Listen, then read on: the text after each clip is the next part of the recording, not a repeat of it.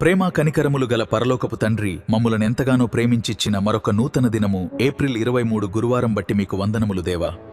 దయగల దేవా, ఈ దినమున గర్భఫలము కొరకు ఎదురు చూస్తున్న వారి కోసం ప్రార్థిస్తున్నాను.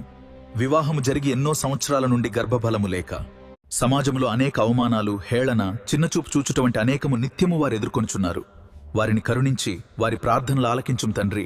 గర్భఫలము యెహోవా ఇచ్చు బహుమానమనే వాగ్దానము చేత పట్టుకుని వేడుకొంటున్నారు, ఆలకించుము దేవా. వారి అవమానములన్నింటినీ కొట్టివేయం తండ్రి. నిన్నే నమ్ముకొని ఉన్నాము, ఎంతైనా నీవు నమ్మదగిన దేవుడవని, నీకిలలో అసాధ్యమైనది ఏది లేదని, మాకు చాలిన దేవుడవనే విశ్వాసంతో ఆర్దిస్తున్నారు. ఆనాడు లేఖనముల ద్వారా గొడ్రాలు ఉండదు అని మాట ఇచ్చినావు. కీర్తనలు 127:3 ప్రకారం గర్భఫలము నీ బహుమానమే. రాహేలు ప్రార్థన విని నీవు గర్భం తెరిచినట్టే వీరి మొర ఆలకించి వీరికి కూడా గర్భఫలము దయచేయం దేవా.